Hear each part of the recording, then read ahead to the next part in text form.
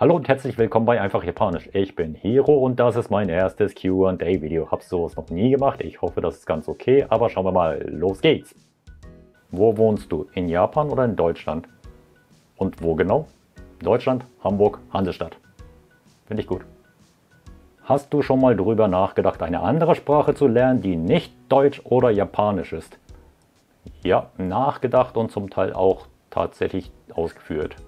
Also Koreanisch ist schon eingerostet, aber ich kann zumindest die Buchstaben lesen und ein paar Wörter sagen. Französisch verstehe ich so ganz grob, was im Alltag so gesprochen wird. Japanische Gebärdensprache, auch gut eingerostet, ist ja eigentlich alles eingerostet, super. Und Englisch, das funktioniert noch einigermaßen. Kato, hast du gut geschlafen? Und wer ist eigentlich immer dieser Hiro in deinen Videos? Also, dieser Hiro, dazu kann ich leider nicht so viel sagen, weil da Leute im schwarzen Anzug mich dann bestimmt abholen. Nächste Frage. Ist Japanisch deine Muttersprache? Hi, Kato desu. Hi, Nihongo desu.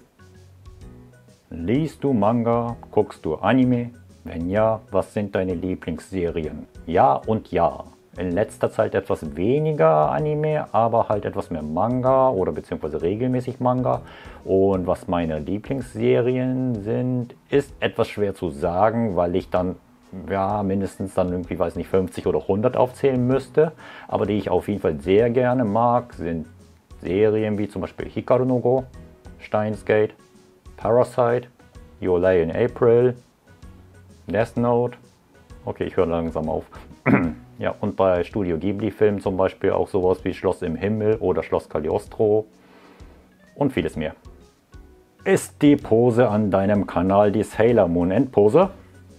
Da solltest du dir die 200 Sailor Moon Anime Folgen nochmal von vorne anschauen. Die Pose von Tsukino Usagi war so.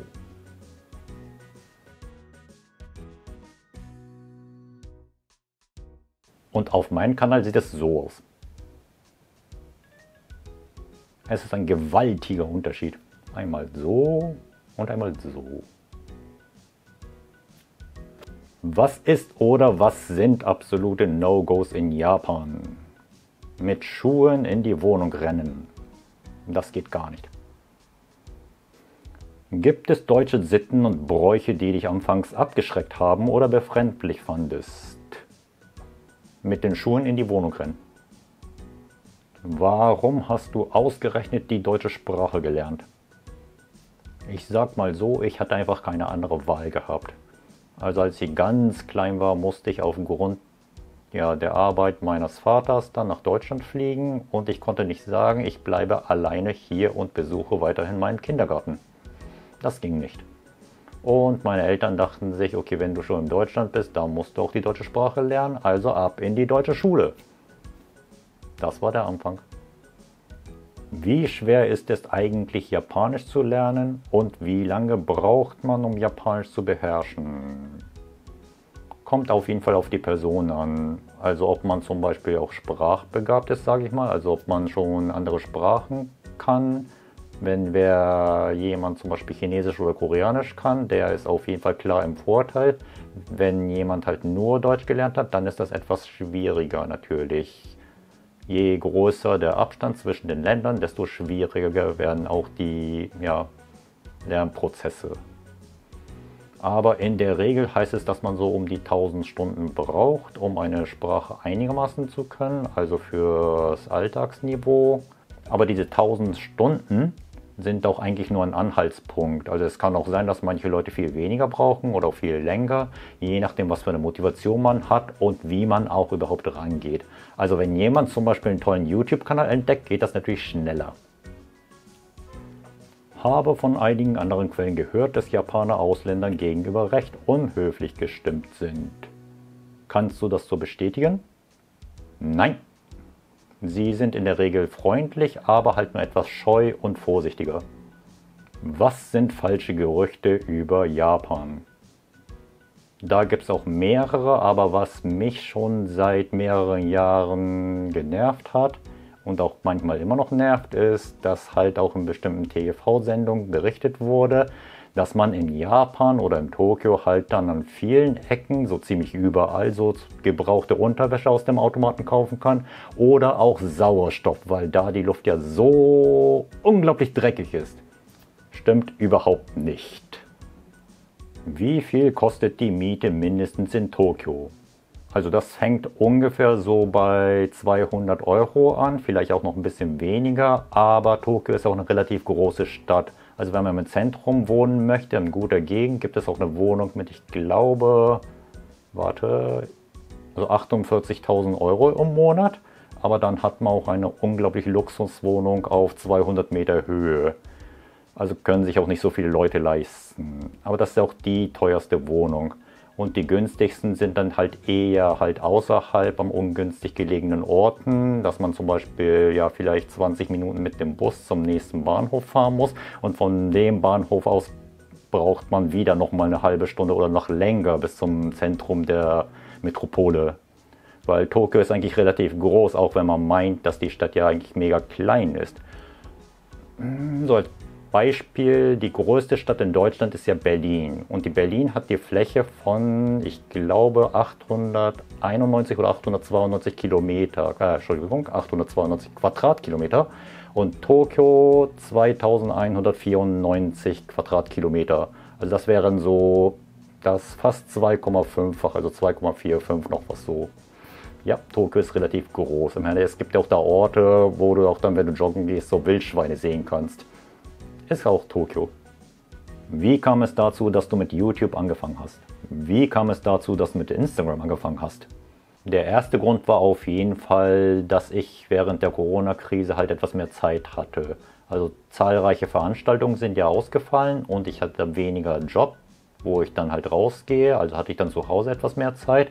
Also kam ich auf die Idee, auf YouTube meine Skills zu nutzen, um japanische Sprache beizubringen. Da ich ja auch gesehen habe, dass da nicht so viele Japaner im deutschsprachigen Raum gibt, der auf Japanisch die japanische Sprache beibringt. Und mit Instagram war es so, dass ich dann gesagt habe, wenn mein YouTube-Kanal richtig wächst und groß wird und 50 Abonnenten hat, dann mache ich auch den Instagram-Kanal auf. Und ja, es wurden etwas mehr und der Instagram-Kanal läuft auch einigermaßen. Übrigens habe ich auch TikTok.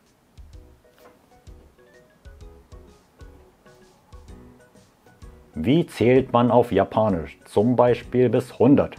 1, 2, 3, 4, 5, 6, 7, 8, 9, 10, 11, 12, 13, 14, 15, 16, 17, 18, 19,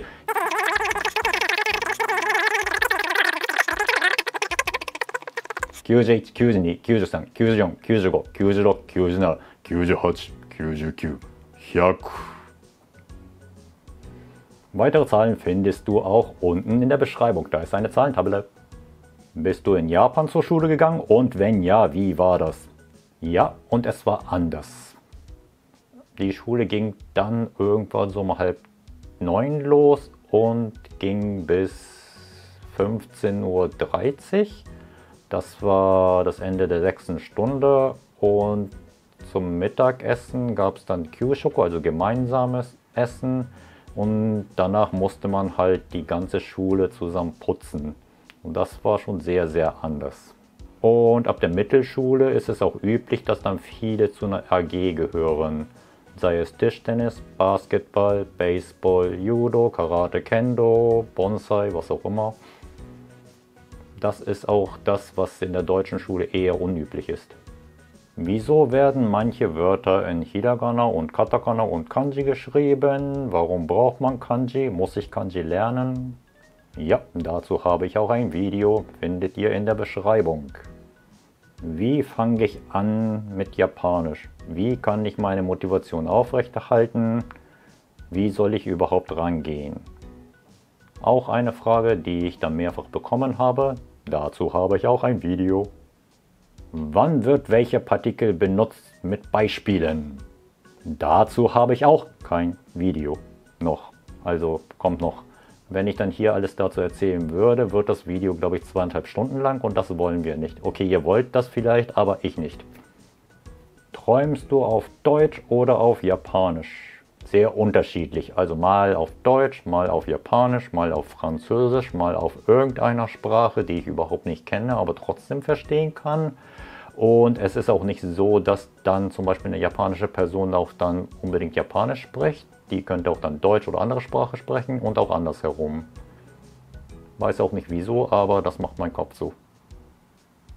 Und meistens träume ich davon, dass ich dann irgendwelche Rätsel lösen muss oder auf einem Abenteuer bin und vieles mehr. Kawaii, danke, finde ich auch. Ab wie vielen Wörtern kann man sich mit einem Japaner gut unterhalten, so dass man nicht so Druck hat, auf seine Fragen zu antworten? Ja, so zwischen 5.000 und 10.000 Wörtern. Viel Spaß. Mich interessiert, welche Gemeinsamkeiten Deutsche und Japaner haben. Sie sind beide konservativ und teilweise zurückhaltend im guten und schlechten Sinne. Und sie beide sind relativ pünktlich.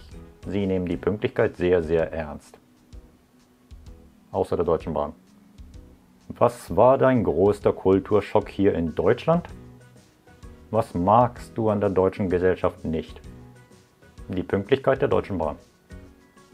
Gibt es einen Ort in Japan, den du empfehlen kannst und der nicht zum Mainstream gehört? Da sage ich mal die Kashiwajima in der Präfektur Kochi. Ist nicht so einfach zu erreichen, aber das ist schon sehr, sehr fantastisch im Sommer. Unglaublich klares Wasser. Lohnt sich.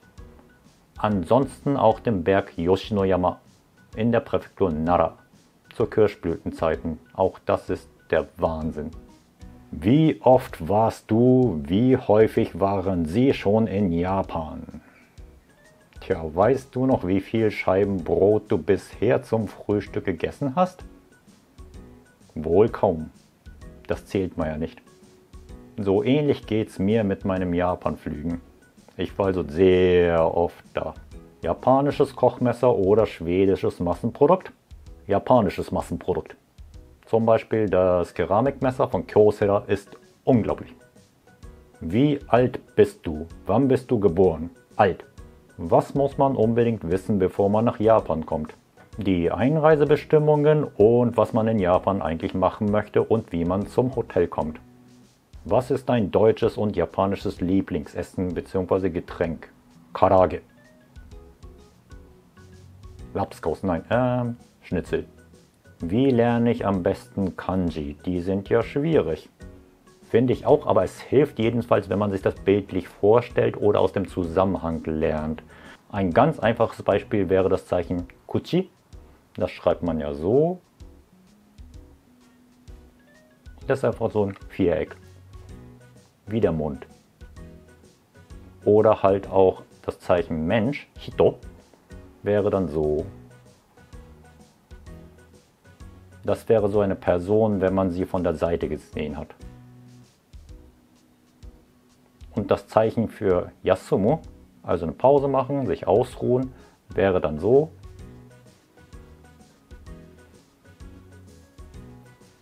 Eine Person und ein Baum. Und dann kann man sich vorstellen, dass da eine Person direkt am Baum so sich ausruht. Aus solchen Zusammenhängen kann man halt ein Kanji relativ einfach lernen. Bei manchen klappt das nicht, aber bei vielen kann man sich da irgendwelche solche Eselsbrücken ausdenken. Sowas hilft. Irgendwann mache ich auch ein Video mit den Tipps, wie man Kanji gut lernen kann. Hast du eine Freundin? Ihr seid meine Freunde und meine Freundinnen. Wie bist du Dolmetscher geworden?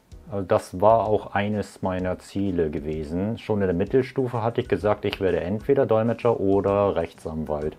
Weil bei den Berufen muss man ja nur reden können. Ja, ich weiß, das stimmt überhaupt nicht. Also mittlerweile habe ich es auch kapiert, aber damals dachte ich das, glaube ich, wirklich. Und schon ziemlich früh verstanden, dass es nicht der Fall ist. Im Erwachsenenalter bekam ich dann Aufträge oder eher eine Anfrage von meinen Bekannten, ob ich nicht übersetzen könnte, weil ich ja Deutsch und Japanisch kann. Und das hat ganz gut funktioniert und machte mir auch Spaß. Danach ging ich in Japan zu den Übersetzungsbüros, die halt nach Dolmetscher gesucht haben und machte dann Tests und die habe ich bestanden und das war der Anfang. Was ist dein Lieblingsschrein? Ich würde sagen, der Kiyomizu-dera aus Kyoto. Sehr groß, gewaltig und man hat eine wirklich schöne Aussicht aus der Aussichtsplattform. Was ist das Verrückteste, was du in Japan erlebt hast? Also da gibt es einiges, aber die meisten davon kann ich hier nicht erzählen. Dann wird, glaube ich, mein Kanal geschlossen.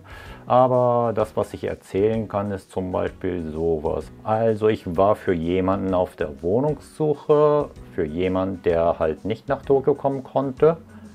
Und ich bekam den Schlüssel von dem Makler, ging auch in die Wohnung rein. Die sah auch ganz hübsch aus, alles gut. Also das Foto seht ihr hier. Nur es war ein bisschen kalt, obwohl es im Sommer war. Und als ich halt ja ganz hinten war, so kurz vor der Balkontür, hörte ich dann plötzlich von jemand mich rufen, so ui. Ich drehte mich um, da war einfach niemand. Ist ja auch klar, ich meine, ich war auch der Einzige mit dem Schlüssel und niemand sonst ist auch da reingegangen. Fand ich irgendwie nur komisch. Aber ansonsten war die Wohnung auch eigentlich alles gut. Also ging ich zurück zum Makler und habe auch mit ihm gesprochen und dass ich auch die Wohnung prinzipiell nehmen würde.